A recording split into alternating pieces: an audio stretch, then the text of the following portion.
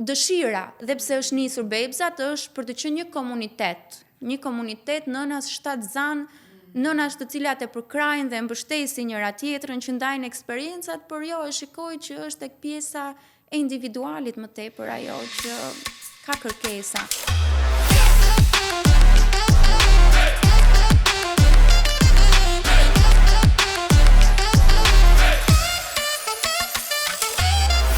Dashura Mikesha, sot do të kemi një episod special sepse do të flasim për një vend të bukur që mbledh mama në pritje të ëmbël, por jo vetëm. Është një vend i bukur i cili është krijuar në muajt e fundit, Bebzat quhet, dhe ka për krijuese Telmën që kam sot në studio. Faleminderit që je sot në MAM për të na treguar më tepër për këtë iniciativë të bukur që Shqipëria ka shumë nevojë. E kemi dëgjuar në përbot pafund dhe që asistohen mamat në mënyra të ndryshme, por ka institucione edhe të veçanta kur mund të asistohen edhe me elemente të tjera, ashtu si kundër ju e keni bërë, e keni krijuar ti vetë bashkë me stafin që ke krijuar në Bebzat. Për herë të parë nuk kam një mami. Dhe nuk kam një mami e cila i shkon ndërmend një biznes mamash me pak fjalë. Si të shkojë ndërmend e gjithë kjo? Nuk di të them si më shkojnë ndërmend, po ishe kështu nga hiçi, thjesht një ditë, ndoshta edhe nga këto filmat që neve kemi parë, mund t'i ketë ardhur nga aty ajo spuntoja e parë dhe mendova se duhet, sepse në Shqipëri me sa kam... E bëri një kërkim, besoj që në Shqipëri mungon të një gjë e tillë. Një kërkim të përgjithshëm, në Shqipëri nuk ishte një gjë të tillë, po pastaj për shumë kohë ajo gjëja ishte sfumuar nga mendja ime, se mendoja që më duhej një gjë shumë e madhe për ta realizuar, dhe mbas shumë kohësh, një nga shoqet e mia të ngushta ngelet shtatzan, dhe lind jashtë, lind në Amerikë. Dhe vetëm një 26 vjeçare, shumë e re, vetëm me partnerin ikën në Amerikë dhe ajo lind atje. Dhe kur kthehet mbas një muaj me bebin, unë shikoj se si ajo e mbante bebin në një mënyrë që ishte wow. Shumë natyrale duke, ja. Dhe nuk e prisja. Edhe them që po ti. Edhe më thotë që atje ishin jo të detyruara, por dhe me duheshin ndjekur këto klasat, edhe para edhe pas lindjes, dhe ajo i kishte ndjekur këto klasat, jo për një periudhë kohë shumë të gjatë, por që kishte qenë pjesëmarrëse e këtyre klasave dhe kishte përvetësuar, domethënë, të gjitha këto gjërat esenciale që ajo minimalisht të rinte vetëm me bebin rehat. Kishte fituar një siguri, një vetbesim, domethënë mënyra se si e merrte, e mbante, aja që vogël, e fuste në gjie, e ndronte pas një lloj problemi vetëm, të gjitha vetëm. Thash, domethënë, këtu më rikthye ajo ideja që unë e kisha pasur dikur dhe thash, këtu në Shqipëri mungon. Këtu në Shqipëri mungon edhe përderisa në një vajzë të re ka bërë kaq shumë punë, atëherë ndoshta duhet i rikthehem asaj ides. Kjo ishte spuntoja që ma riktheu, dhe mendova që klasat me mamin. Domethënë ka shumë mami që japin këshilla online, ka shumë video tutorials në YouTube, pafund libra për të lexuar, po unë jam te pjesa praktike. Në çdo gjë kur ti e ke praktike është tjetër të prekshme. Po. Ti ke tjetër ndjesi dhe mendova për pjesën e mamis që mund të organizoja këto klasat me mamin. Pastaj thash, duke folur kaq shumë për pjesën postpartum, thash dhe psikologja është shumë e domosdoshme, dhe duke kërkuar për këto, edhe pjesa gjatë shtatzanisë nuk është më pak e rëndësishme për të prekur nga psikologja, dhe aty thash, mund ta shtoj dhe psikologen. Pastaj, duke u futur, duke lexuar akoma dhe më shumë për këto gjëra, yoga, sidomos yoga prenatale, se yoga mund të bëjnë të gjithë, po yoga prenatale është që i përgatit pra le themi për pikën finale. Më specifika për këto raste, dhe thash, duhet të jetë edhe yoga pjesë e kësaj gjës. Për ta bërë më komplekse, ne kemi pranë Bebzave dhe ginekologen dhe pediatrën, nuk kryejmë ekzaminime, janë më tepër këshilluese, unë e di që secila nënë që në momentin e parë që merr vesh për lajmin e shtatzanisë, ka ginekologen individuale dhe patjetër pas lindjes do ketë neonatin, pediatrin personal, Por një informacion ekstra nuk të bën asnjëherë Dëm. dëm, sepse ti vete te ginekologja jote mund ta pyesësh për 100 gjëra që ke në kokë dhe prap harron diçka. Po. Dhe prandaj mendova thash për ta bërë sa më komplekse. Pastaj klasat e ginekologës dhe të pediatres janë klasa në grup. Okej. Janë klasa në grup dhe duke ndarë edhe Eksperiencat me njëra tjetrën, po. Se Bëhet kështu situata, mësohet po, diçka më tepër. Bëhet situata akoma edhe më gjithëpërfshirëse dhe mendova që edhe këto dy shërbime mund të jenë pjesë e bebzave. Por fokusi kryesor janë mamia, psikologja dhe edhe yoga njëkohësisht, sepse yoga ndihmon edhe në pjesën e posturës, që para shtatzanie dhe pas shtatzanie, por ndihmon edhe në një lindje natyrale të suksesshme. Një gjë që le themi doktorët e duan shumë, e aprovojnë dhe sugjerojnë shumë. Megjithatë në të gjithë këto muaj si ka qenë interesi I mamave? Bebzat unë kam hapur në 8 mars. Dhe me thënë të drejtën shumë pak muaj. Shumë pak muaj. Me thënë të drejtës nuk I kam vënë vetes një deadline për ecurinë e bebzave. Bebzat vërtet është një biznes, por unë asnjë moment nuk e konsideroj një biznes. E kam ndërtuar Orinda me një dashuri që nuk di të ta shpjegoj, vërtet nuk jam mamë, por kam me familjen dhe me mamin një marrëdhënie shumë të ngushtë dhe arrit të ndjej atë ndjesinë e një mami. Dhe të them që nuk I kam vënë një deadline për biznesin. E rëndësishme për mua është që bebzat të njihet, të pranohet, sepse jam shumë dakord që do ketë njerëz skeptik, ka spekulime, është një gjë e re, si çdo gjë e re ka të pasiguritë dhe pikpyetje. Është diçka e njohur në botë, është diçka e njohur dhe sugjeruar, kështu që Dhe me thënë të drejtën jam surprizuar, nuk e prisja, të paktën deri tani është përqafuar, e rëndësishme për mua është që ka interes, njerëzit pyesin, interesohen se si janë të organizuara klasat. Por janë më shumë për kurse individuale apo në grup shqiptarët? Çfarë ke vënë re në këto 2 muaj, sepse janë dhe pak? Janë pak, por mund të them që ne jemi akoma pak të ngurë te kjo pjesa e grupeve. Okej. Për t'ia thënë eksperiencat sy njëra tjetrës, sepse kështu në rrjet ja themi shumë lirshëm. Po, komentet I kemi të tonat, po jo, me thënë të drejtën, unë fokusin dëshira, dhe pse është nisur bebzat, është për të qenë një komunitet. Një komunitet nënas shtatzan, nënas të cilat e përkrajnë dhe mbështesin njëra tjetrën, që ndajnë eksperiencat, por jo, e shikoj që është tek pjesa e individualit më tepër ajo që ka kërkesa. Dhe në fakt grupet ndihmojnë shumë. Grupet ndihmojnë shumë, në her pas here kemi organizuar klasa të hapura.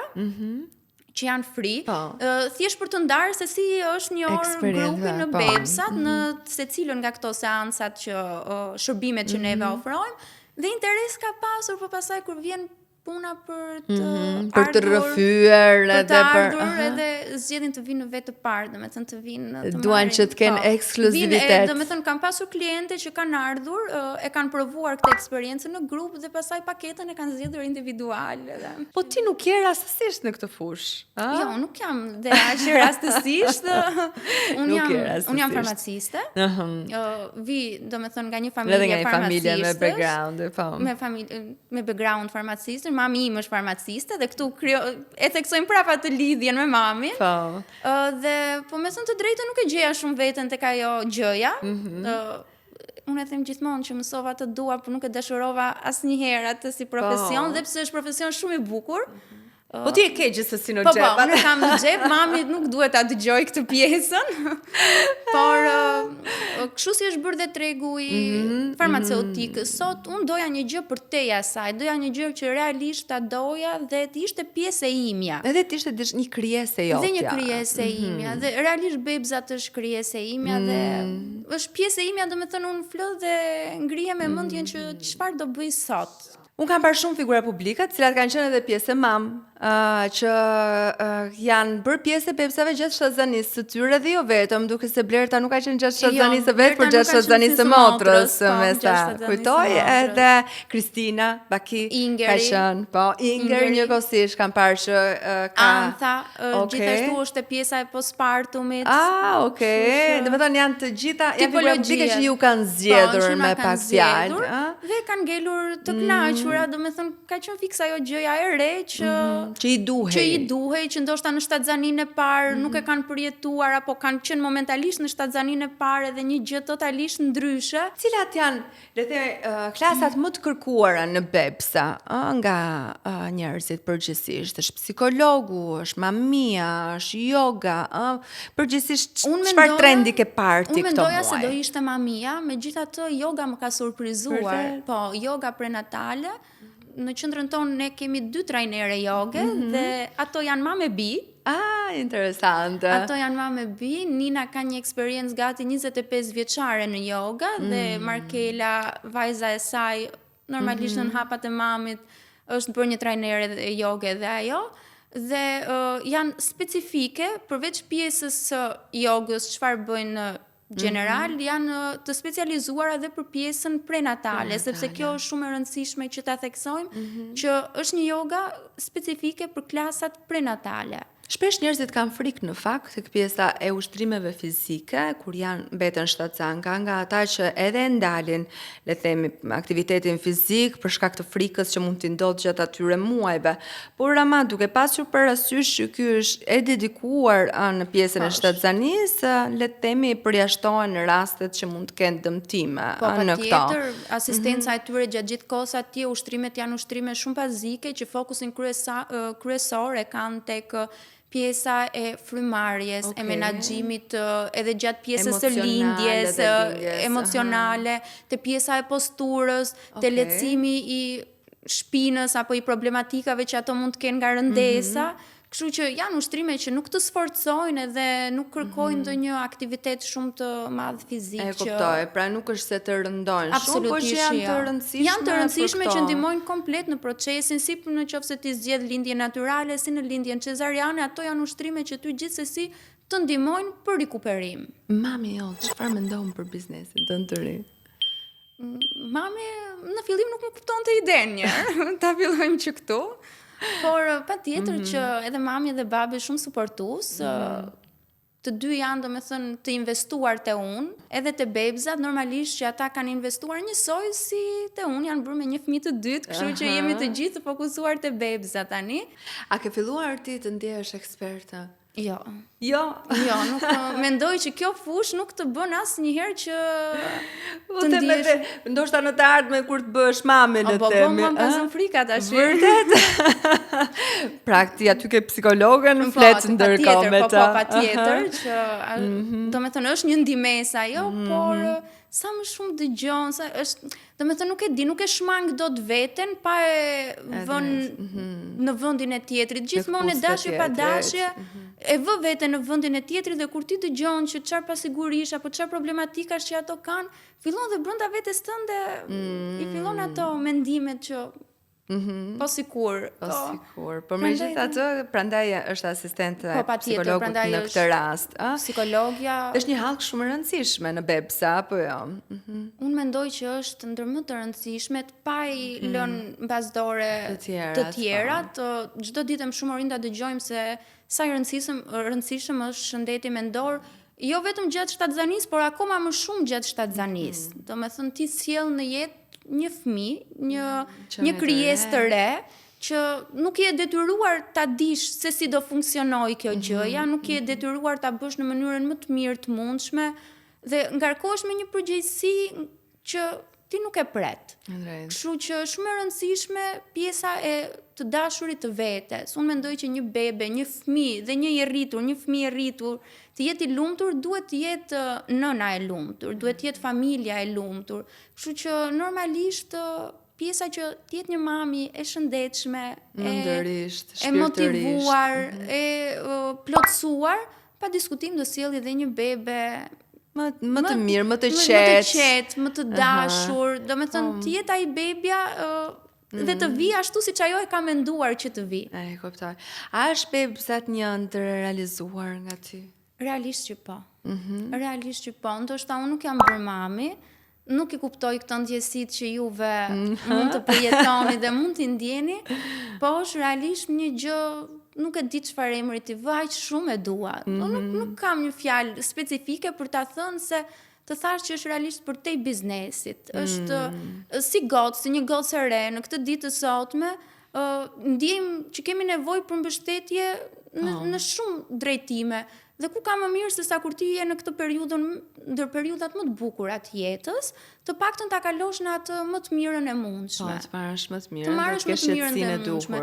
Çdo femër e ka shtatzanin personale, ka eksperiencën personale, nuk duhet ta krahasoj me asnjë eksperiencë tjetër, po të paktën në këtë që kalon ti marri më të mirën, sado që e vështirë të jetë, prap diçka të mirë aty ka, patjetër dhe të kapemi te kjo e mira. Ta mendojmë pozitivisht të gjithë. Të gjithën, po. Sot në Mam ti më ke sjellë edhe psikologën e bebsave. Po. Shumë e rëndësishme, hallka juaj e rëndësishme. Po, Lediona është shumë e rëndësishme te bebsat. Ka qenë që në fillim dhe që në fillim që po mendoja për një psikologe, doja dikë që të më ngjiste mua. Realisht të më ngjiste mua, do të thënë të kisha në momentin që ta takoja të kisha atë energjinë, se duket si kështu kjo energjia po shumë e rëndësishme, dhe kur e kam takuar Ledionën për herë të parë, që nga zëri më dha një qetësi dhe thash, "Okej, jemi në rrugën e duhur", dhe pastaj gjatë bisedës parë që kisha me Ledionën, më lat flisja që t'i shpjegoja gjithë filozofinë e gjës, edhe aty e kuptova që Lediona ishte e dukura në këtë fazë të bebzave. Lediona do e kemi pas pak të dashura mikesha, sepse do të na flasë pak më tepër edhe për konceptin e bebzave dhe për eksperiencat që ka pasur me mamat, qoftë në kurse individuale apo qoftë në grupe. Megjithatë, duke u nisur prej kësaj, paketat si keni në bebzat? Paketat janë të organizuara në grup dhe në individual, secila shërbim ka paketën e vet, është paketa e mamis, paketa e psikologes, paketa yoga dhe paketa premium pastaj. Premium që do të thotë që i ka të gjitha të përfshira dhe përveç kësaj marrin ekstra dhe shërbimin e ginekologes dhe të pediatres. Paketat janë kryesisht organizuara në 6 seanca, sepse dhe psikologja dhe mamia dhe yoga mendoj që me 6 seanca ti merr esencën, se pastaj të fillon edhe të bëhet si shkollë dhe unë vërtet e quaj shkollë prindërimi, po kalon atë cakun dhe fillon edhe të bëhet si detyrim vetëm mos të bëhet e mërzitshme. Edhe mamia i ka strukturuar klasat, i ka strukturuar gjithë klasën në 6 tema, ku preket që në momentin që ti e merr vesh që je në pritje deri te pjesa që ti ke lindur, kujdesi për bebin, larja e parë e bebit, mjekimi i plagës tënde, pjesa e laktacionit, që është shumë e rëndësishme dhe kam shumë pyetje për këtë pjesën e laktacionit. Laktacioni vazhdon ka aq shumë problematika sa që në vërtet është Pra, kjo është pjesa që mbulon, le të themi, mamia. Kjo është pjesa që mbulon mamia dhe te mamia një nga klasat, një nga orët është patjetër dhe babi. Edhe babi. Babi është tek pjesa e kujdesit të bebit, tek ajo larja, ndërrimi, masazhi kolikave. Do të thënë të gjitha këto që po besoj edhe tek ajo pika që babit mund të jetë në sallë të lindjes, edhe këtu e kemi se s'po. Patjetër, këto i merr kryesisht Lediona. Po, është Lediona në këtë pikë. Por patjetër që mamia është suportuese për të gjithë menaxhimin e kësaj pjesës kur bebi vjen në jetë. Mesazhi yt përpara se të vi në studio Lediona dhe të flasë. Mesazhi im është që këtë periudhë është periudha që ti duhet ta shijosh, duhet të duash veten më shumë se asnjëherë, duhet i marrësh më të mirat vetes tënde dhe ta shijosh kaq.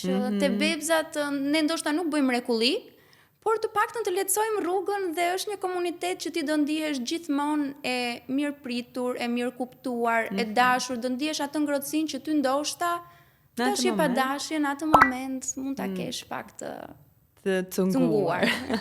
Faleminderit që ishe sot në Mam. Shumë faleminderit Orinda dhe është shumë kënaqësi të jem këtu dhe është shumë kënaqësi që është Mam dhe flitet për këtë rrugëtim kaq të bukur. Bëhemi bashkë për një mision shumë të bukur. Faleminderit. Të falenderoj.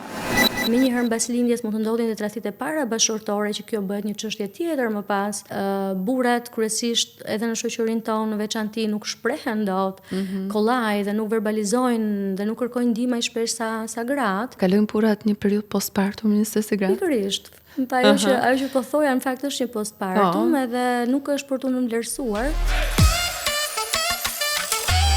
Dhe ashtu si kundër po flisnim pak më përpara, shumë e rëndësishme në të gjithë pjesën e shtatzanisë, dhe jo vetëm, por edhe faza para përgatitore për një shtatzani, një grua duhet përgatitet, që në momentin që merr vesh lajmin që është shtatzan dhe vazhdimësia se si do të jetë, gjendja e saj emocionale, si vini ju në ndihmë në këtë pikë, dhe se sa e rëndësishme është të nisësh këto kurse prenatale më thënë që në fillim.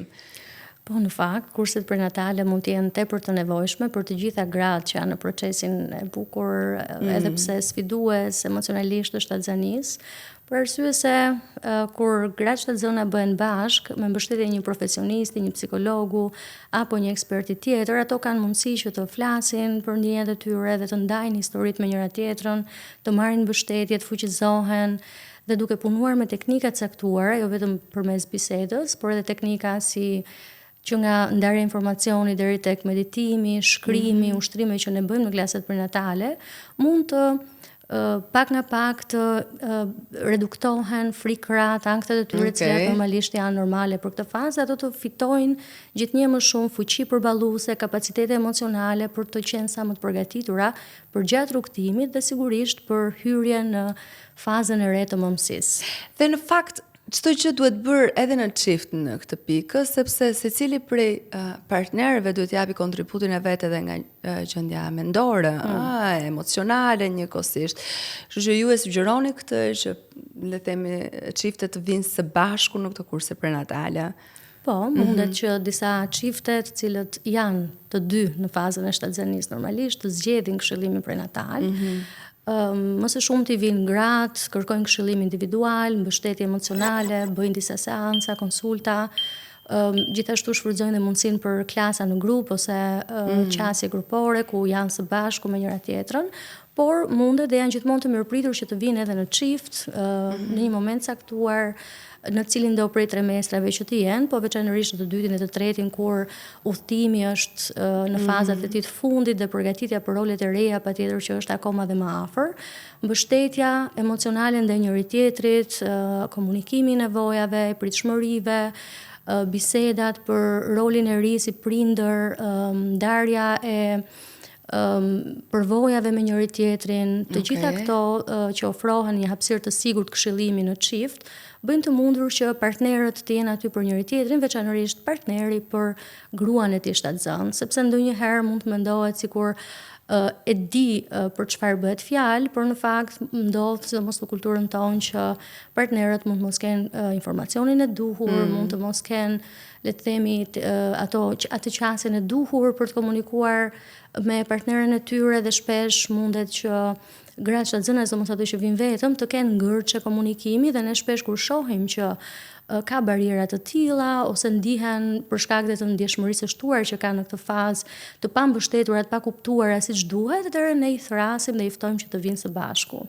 Për të pasur, le të themi, atë komunikimin që e munguar deri në atë moment. Dhe ndodh shpesh, e kam të dëgjuar, po ndoshta e kam edhe përjetim personal në këtë pikë që të paktën në një shtatzani që vjen me një herë, kur ti fillon e tenton, pas një martese, është momentin që ti tentosh për një shtatzani dhe duket sikur je e përgatitur për këtë fazë të jetës tënde. Por në atë moment që ti mbet shtatzan, mund të ndodhë që emocionalisht ti të, le themi, të shkundesh pak për faktin që a jam gati, a doja dal, si doja dal, po në çift, a do ndikoj kjo gjë, si është, le themi, asistenca juaj në këtë pikë? Po, është e vërtetë siç tha ju që pavarësisht se disa çifte mund të kenë disa kohë që po provojnë, në momentin që faktohet shtatzania përmes një testi për shembull, patjetër që mund të ndodhë që në atë moment aktivizohen frikrat, ka një lloj shoku emocional edhe një moment i rëndësishëm është reagimi që do të ketë partneri pikërisht në atë moment, që të gjithë e sugjerojnë veçanërisht në ekspertët, që të jetë sa më suportiv, të jenë së bashku në entuziazmin e tyre dhe që të jenë aty për njëri tjetrin. Patjetër që secila grua e përjeton individualisht këtë proces, nuk ka reagime të sakta apo të gabuara, ka thjesht reagime emocionale të natyrshme, organike që vinë dhe që lidhen patjetër me personalitetin e gjithë secilës, me historinë e mëparshme, me lidhjet e veta të atashimit, sistemi ose emocionale, që me prindrit, kështu që secili prej nesh mbart një bagazh emocional të caktuar, mund të ketë edhe trauma emocionale, për shembull, nëse kjo që ju thatë ndodh mbas një aborti ose disa aborteve, mund të jetë akoma dhe më e lartë frika, ankthi apo luhatjet e humorit, pasiguritë, dyshimit e vetja, si do shkoj procesi, udhëtimi e kështu me radhë. Dhe pavarësisht se mund ta kenë dëshiruar, mund ta kenë pritur prej kohësh, përsëri ai është një kapitull i ri, është një moment i rëndësishëm dhe nëse këto frikra vazhdojnë për një kohë të caktuar, patjetër që mirë është të kërkohet mbështetje profesionale. Dhe nëse nuk kemi ankth të fortë, intensiv apo çrregullim të ankthit apo panik në shtatzani, patjetër që edukimi, mbështetja, ndarja përvojave, siç tham, mësimi teknikave të caktuara është për këdo. Dhe në fakt, ajo një gjë që duhet theksuar në këtë pikë është duhet kërkuar ndihmë pa diskutim kur ti je në gjendje të tilla emocionale, sepse në raste të tjera mund të rezultojë dhe fatale, gjendjet emocionale mund të sjellin temi forma të tjera, komplikime të tjera në një shtatzanie. Po jo të që ndoshta mund të pendohesh më vonë që nuk e arritur të bësh maksimumin edhe fillon pikpyetje të ngrihen në kokë në këtë pikë. Sikur ta kisha bërë më parë, pse nuk shkova, mund të kenë ndjenja pendese dhe ne kemi gratë që vinë për këshillim dhe që mund të kenë pasur përvoja të pakëndshme, ndoshta në trimestrin e parë, janë këto simptoma të përzierat, shqetësimi, ndryshimet e oreksit, luhatjet e humorit, patjetër, deri në panik ndonjëherë, apo kur kanë pas përvoja të mjekimit me antibiotika apo ndonjë medikament tjetër. Dhe disa muaj më vonë kanë jetuar me këtë nevojë, ndoshta e kanë shtyr kërkimin e mbështetjes, këshillimit dhe kur vinë arrin një lloj çlirimi dhe thonë, sikur ta kisha përdor më herët këtë mundësi. Ka pasur ndjenjë si fajt. Dhe patjetër ka qenë ndjenja e fajt. Ndjenja e fajt është një nga emocionet që mund të përjetojnë mjaft gra. Edhe pasiguria e vetja apo a e bëra mirë, ndoshta nuk veprova mirë, kjo që hëngra, kjo lëvizja, kjo pesha që ngrita. Apo fakti që mund të mbajnë disa gjëra për vete dhe nuk i komunikojnë, nuk i ndajnë me të tjerët.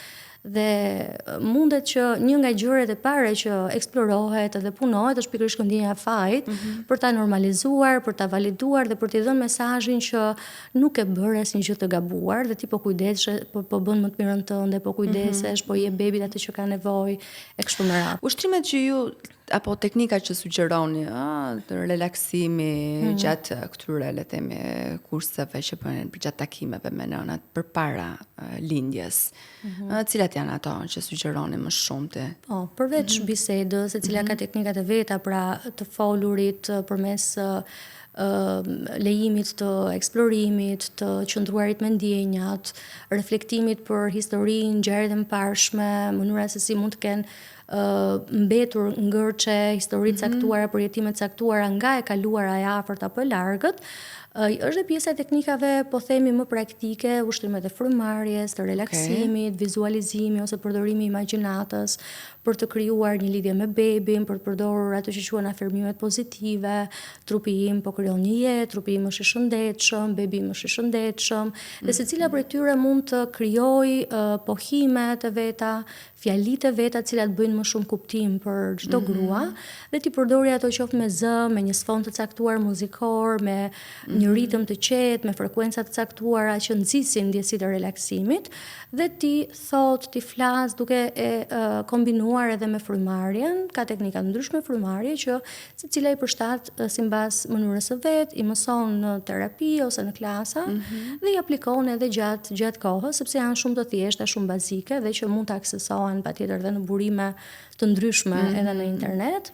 Mbajtja edhe një ditare ndihmon ndonjëherë, ka gra ose vajza të cilat sigurisht ndihen më mirë kur shprehen, bëjnë një lloj katarsisi emocionale dhe ne i sugjerojmë që ta përdorin dhe këtë ditarin e ndjenjave të tyre. Kjo është shumë e rëndësishme në fakt, sepse gjithsesi është një lloj shfryrje individuale me ditarin e tyre në një farë forme. Bëhet një mikje i afërt dhe i përditshëm. Sepse ndonjëherë kanë të vështirë, pra si thamë përpara, që të hapen detyrimisht me të tjerët edhe Pikërisht. përgjithsisht ndoshta edhe në kulturën tonë e kemi pak të vështirë dhe s'fund me ka nisur. Fat kjo më shumë zë po i jepet pjesës së folurës me psikologun, sa e rëndësishme është në zhvillimin individual njëkohësisht dhe sigurisht në çlirimin personal të shumë gjërave apo edhe ngjarjeve që na kanë ndodhur gjatë jetës, të cilat kanë lënë gjurmë në psikën tonë, në mendjen tonë. Dhe është interesante Orina sepse ndonjëherë, si thua, puna jon mund të jetë edhe e pamatshme, por matja më e mirë, treguesi më i mirë është kur vetëm mbas një seance të vetëm, qoftë individuale, qoftë në grup, në takimin e radhës, gratë shprehin që java e tyre ka shkuar mirë, janë çliruar, kanë lënë pesha, që ndonjëherë na habit për mirë, mënyra se si është arritur një efekt i menjëhershëm. Pozitiv duhet në këtë pikë. Dhe ajo që i ndihmojnë gratë gjatë këtyre kurseve prenatale është edhe fakti që t'jenë t'jenë gati për një lindje sa më pozitive. Dhe këtu ndërhyni ju dhe me teknikat tuaja, njëkohësisht duke i ndihmuar hap pas hapi se si format dhe pak më përpara dhe pjesën e frymarrjes, gjëra që do t'i duan edhe në sallën le të themi të lindjes. Po, lindja patjetër është një proces që provokon frikra, pasiguri dhe në muajt e parë sigurisht që nuk është çështja kryesore, në muajt e parë zakonisht marrin përparësi çështje të tjera, ato që thamë më sipër, nevojat, frikrat, pasiguri, dyshimi apo ndryshimet edhe trupore që ndodhin gjatë kësaj kohe, kjo në fakt duhet prekur pjesa, si ndikon përgjithsisht tek pjesa e krave, pjesa janë gati për të ndryshuar le të themi trupin e tyre, nuk e kanë problem. Është një çështje që patjetër i prek në masa të ndryshme, gra të ndryshme. Dhe për të vijuar me këtë, një aspekt i rëndësishëm që vlen për t'u theksuar është rehatia ose parehatia, pranimi ose mos pranimi që çdo grua mund të ndjejë brenda vetes saj me ndryshimet që fillojnë të bëjnë që të jenë më të dukshme për masat e trupit, ndryshimi qendrës së gravitetit, gradualisht edhe shtimi i peshës apo edhe ndryshimet në lëkurë apo gjithçka tjetër që mund të jenë fare të zakonshme. Dhe sa më pranuese të jetë një grua ndaj këtyre ndryshimeve, sa më tepër t'i lidhi këto ndryshime me atë që thamë më sipër, aftësia e trupit për të mbajtur një jetë edhe për të mirëpritur një jetë, aq më të lehtë do ta ketë. Dhe kundërta mund të ndodhë me ato gra që shpesh mund të nxiten edhe nga media sociale, nga imazhet e grave, shtatzëna që kanë një trup të përsosur, të tonifikuar, të nxirë nga dielli apo që media i paraqet në mënyrë të idealizuar apo të gati perfekte. Dhe mundet që ato të bëjnë krahasim, sepse edhe gjatë jetës mund të jenë mësuar që të krahasohen, të shohin modele perfekte, dhe kjo mund të nxjisë parehatin me trupin, me imazhin trupor, dhe trupi të shihet tashmë si një, po themi, entiteti i shformuar, dhe që për këto gra veçanërisht, ne duhet kujdesemi që ato të normalizojnë dhe të mirëpresin të gjitha ndryshimet që mund të ndodhin. A janë të shpeshta si raste? Ndodh, besoj që nuk mund të bëjmë një statistikë, sepse duhet të marrim edhe të bëjmë sondazhe apo pyetësor në nivel pak më të gjerë, ne bazohemi tek praktika jonë, te fenomenet sociale. Pra të po flasim. Kryesisht tek, le të themi, nuk ka ardhur e shpesh si çështje do thoja. Më së shumti janë ato që lidhen me përgatitjen emocionale, adresimin e frikrave, të anktheve apo të gjeturit të mënyrave më të mira për të naviguar në këtë eksperiencë, dhe do thoja që çështjet me imazhin trupor mund të jenë ande nga fundi. Edhe pse mund të ndodhë që në një moment caktuar të na vi një grua e cila ta verbalizoj mbase pak më hapur ose ta ketë më shqetësuese këtë. Kështu që kujdesi është shumë i rëndësishëm në këtë rast për të mos u krahasuar dhe për ta normalizuar pikërisht mënyrën se si trupi zgjedh që të ndryshojë për masat e veta, pa neglizhuar patjetër kujdesin me ushqimin, me aktivitetin fizik, për të mos shtuar shumë peshë. Por ka njerëz që thonë që është koha ime perfekte, është ai 9 mujori im, nuk të më përsëritet më. Kam pasur mama pafund që kanë thënë edhe personazhet njohur ose jo në një kohë që është ai 9 mujori im, do e shijoj si dua, edhe 30 kg po të shtoj punë e madhe, po ka pasur dhe nga ata që nuk e kanë përballuar do të 30 kg-shin edhe duke pasuar më pas lindjes dhe me një humbje të gjirit, për shkak edhe të krizës identitetit që patën më pas me trupin e tyre. Në postpartum. Më postpartum, po. Pikërisht, tashmë ne jemi fokusuar pak më tepër në këto në këtë periudhën e parë të gratë që janë në shtatzani, po ndërkohë që patjetër do punohet dhe duhet punuar, pra është një punë e vazhdueshme njëkohësisht. Por kam pasur mama që thonë, dikush do të kam pasur prepartum, dikush do të kam pasur postpartum. E njihni ju këtë gjë në psikologji. Patjetër. Prandaj ne thamë që një trampolin shumë e mirë që na ndihmon për të hedhur më të sigurta, edhe pse nuk mund të kontrollohet gjithçka. Sado mirë t'i bëjmë përgatitjet, jo vetëm me pjesën psikologjike, por dhe me atë ginekologjike, me mamin apo me çdo ekspert tjetër që krijon atë rrjetin e mbështetjes, ne rrisim shanset që përvoja të jetë më e mirë, më e sigurt, të ketë një sens kontrolli, një sens fuqie, një sens mirëpritje të kësaj eksperience, por ne nuk mund të përjashtojmë rastet ku gjërat pa parashikueshme mund të ndodhin, emergjenca, komplikacione që sigurisht do të jenë ato sfiduese, kështu që nëse përgatitja është e mirë, le të themi edhe postpartumi, sepse një nga gjërat në këshillimin prenatal është pikërisht fokusi edhe te përgatitja për postpartumin, që edhe në postpartum të bëhet një plan. Pra të bëhet një plan që në shtatzani që edhe postpartumi të jetë sa më i mirë, të ketë periudha të kombinuara pushimi, ndarje përgjegjësie, edhe një plan kujdesi dhe vetkujdesi, por nëse flasim tipikisht për këtë periudhën postpartum, ato ditët e para sigurisht janë të vështira dhe ne është mirë të bëjmë të dallimin që shpesh duhet ta theksojmë mes trishtimit normal apo luhatjeve normale të humorit dhe atyre që mund të jenë një gjendje më serioze klinike. Ato që quhen baby blues, pikërisht dhe depresionit postpartum ose pas lindjes. I pari referohet një gjendje që është më e zakonshme prek 7 në 8 në 10 gra, pra 7-8 deri në 10 gra, ose 70-80% të grave mbas lindjes, gjatë maksimumi një javë, një rënje humori, një trishtim i zakonshëm, një vështirësi për të fjetur apo ndryshime të oreksit që vijnë nga lodhja, nga mingarkesa, nga gjithçka që ndodh aq shpejt dhe në mënyrë intensive. Nuk është gjendje klinike për të shqetësuar, mund të kalojë nëse merret një pushim, nëse ndahen përgjegjësitë, nëse gruaja shtatzani lejon vetes të mbështetet si mund ta dallojë një grua ndryshimin midis baby blues dhe është kozjatja, intensiteti dhe masa në të cilën afektohet jeta e saj. Kështu që nëse baby blues zgjat, po themi deri në një javë dhe është një trishtim i zakonshëm që kalon me kohën, depresioni postpartum fillon më vonë, 4 deri në 6 javë mbas lindjes, pra nuk fillon me një herë.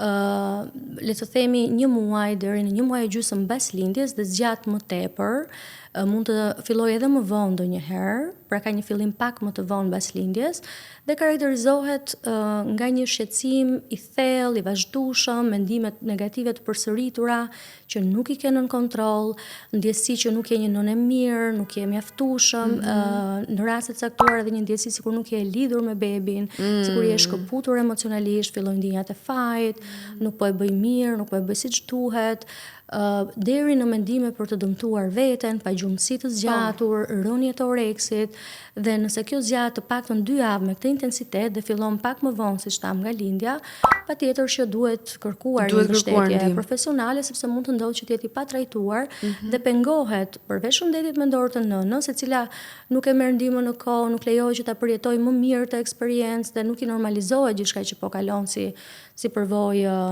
negative dhe vështirë, po themi, po dhe bebi patjetër që nuk po e merr atë vëmendjen, dashurinë, afeksionin që ka nevojë dhe ne dim, shkenca e thot, përvoja e thot sa e rëndësishme është kjo atashim, lidhja emocionale që në ditët e para. A keni pasur raste ekstreme të mamave me mendime negative?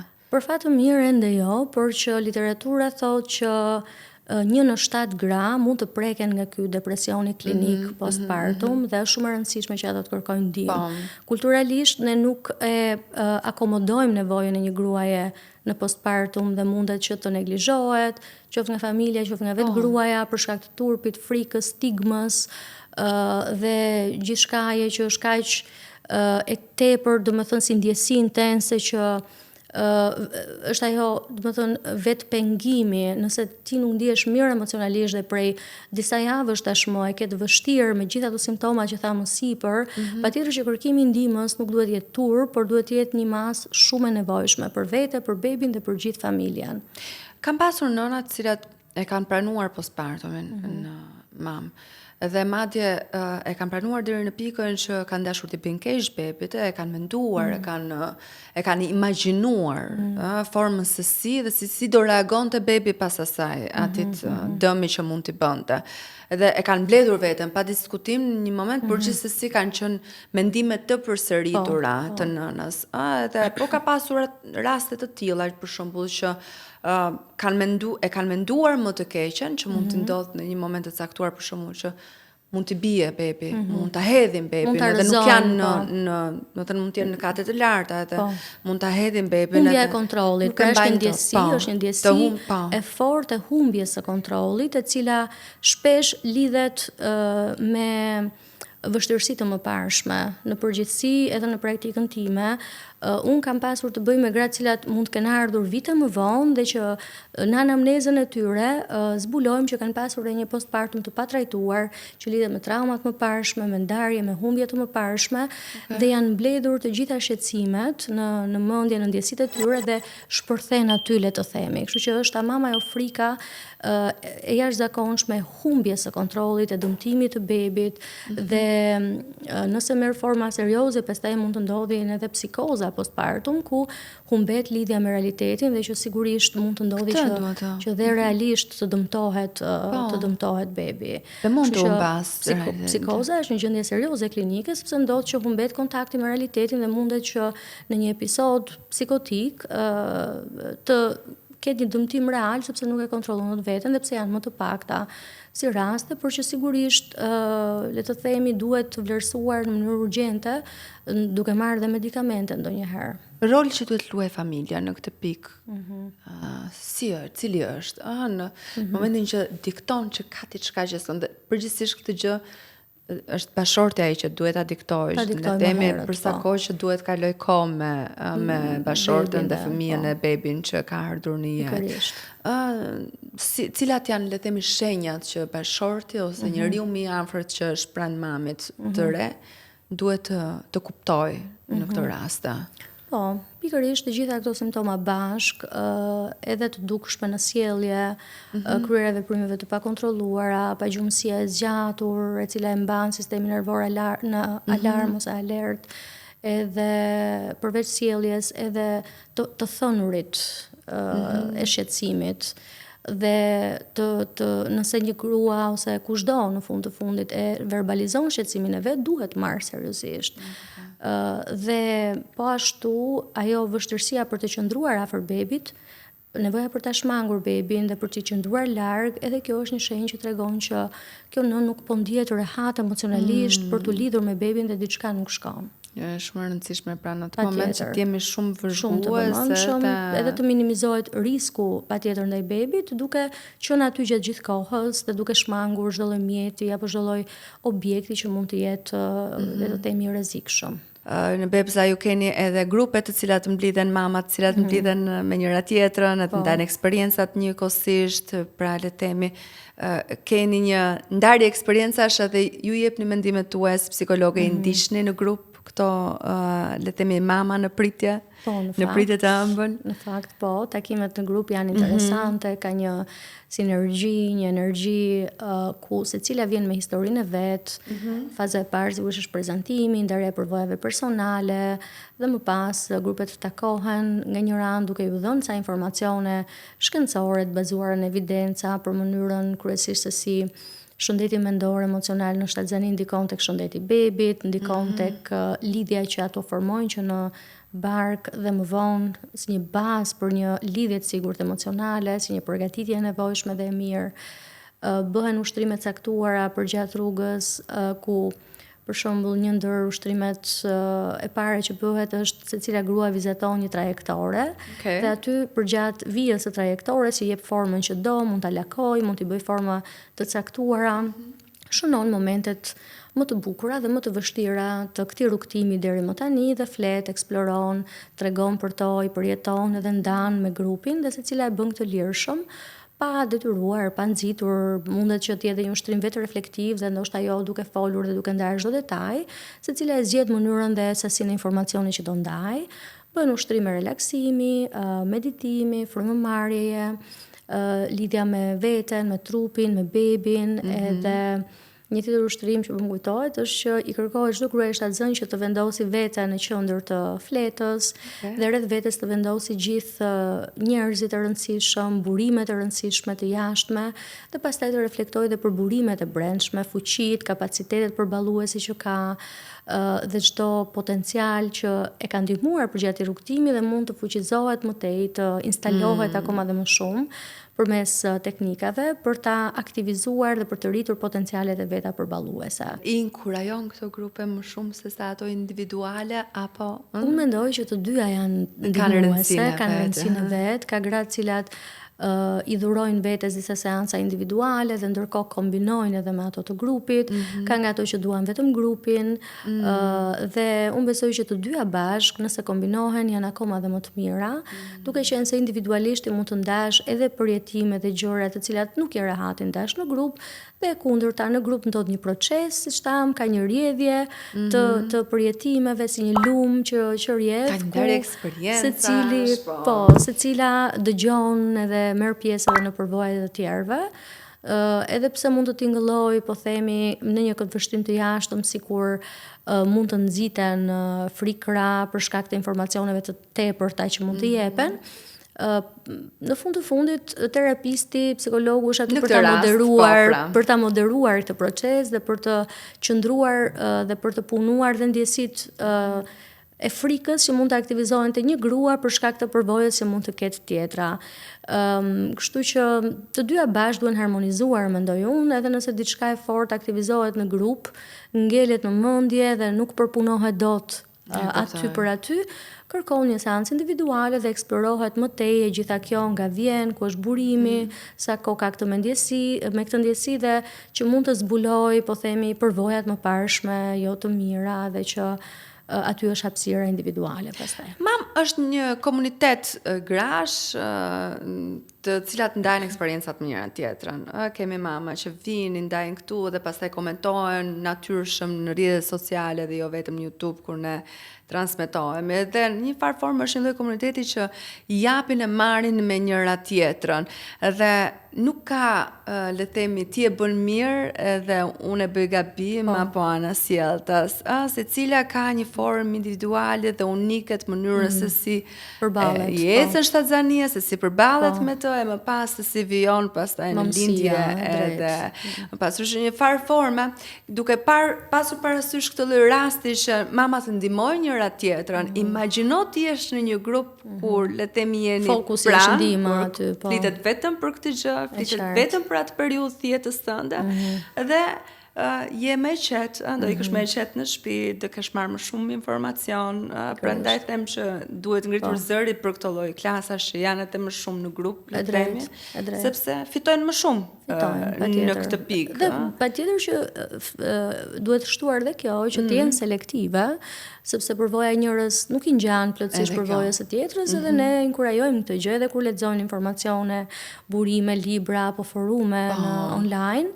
Gjithmonë sugjerimi është qëndro selektive, përzgjidhi këto informacione, sepse informacioni është kudo, mund të jetë keq informime, apo edhe jashtë grupeve apo forumeve mund të ndodhë ky fenomeni tjetër, ndjeshmëria ndaj kritikave.